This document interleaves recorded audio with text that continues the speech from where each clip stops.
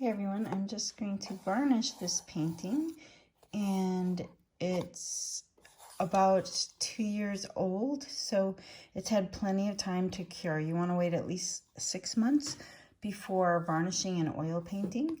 And so I'm just going to cover the back. I put a little piece of paper and I have this artist tape that I'm going to cover the back. I cut it too small, so I'll probably have to do like 2 strips here.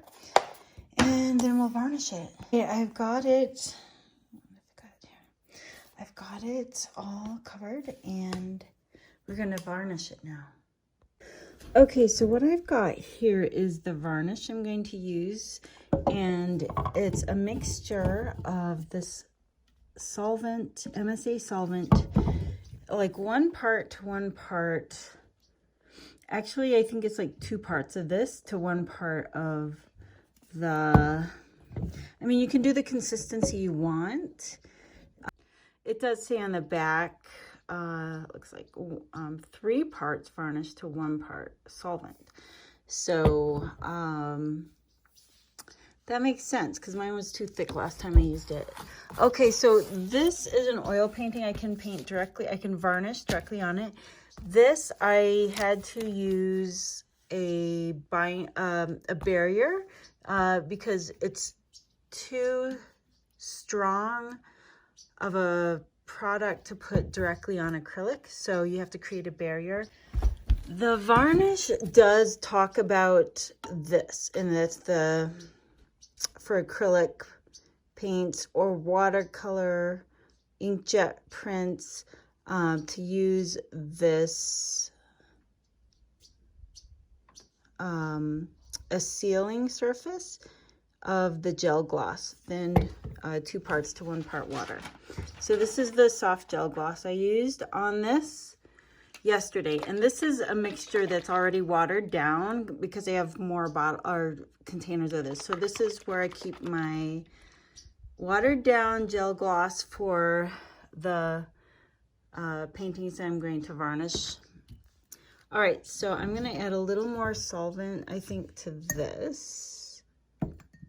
Actually, I think we'll try. I'll test the consistency and we'll see how it is. This is a mottler brush. It's a kind of soft brush. Unfortunately, I didn't get it cleaned very well yesterday, so I don't know how it's going to work today. All right, it's not the best. You do want a soft brush so you don't get like a stripy varnish. This one's even getting a little loose brush hairs. I'll just try to clean it better and hopefully it'll soften up. But I do love the way a gloss gel, you can buy matte varnishes, but the gloss just really brings out, I think, the colors, and especially darkens the darks so that they really, I don't know, it just gives a richness to the painting. And we're just getting a lot of hairs from this brush. Okay, let's go ahead and we can try this on here. And again, this brush is a little, I think it might be time for a new brush because this one's getting pieces in my artwork. So if I have to, I'll use my finger. I usually wear gloves so I don't have to touch this, and it seems like I'm going to have to do that today. This is... Anyway, hopefully you can get the drift of how this works, and you can see the difference between the part that has gloss on it and the part that doesn't. Oh, this is frustrating. Okay, let me just try a couple strokes on the paper and see if I can get any loose hairs out. Okay, all right, and I'm pretty generous with the gloss. I think that's acrylic paint. All right. Okay, I'm going to use this little jelly jar now that I'm done. I've got this one all varnished and glossy, and I even have a couple more down here. All done. So I'm gonna clean the brush, and last time I cleaned it, I just used Gamsol, which is an odorless mineral spirit, but it's not quite as strong as this solvent. So I'm gonna just have a separate container, just a glass jar, to soak this in to clean the brush.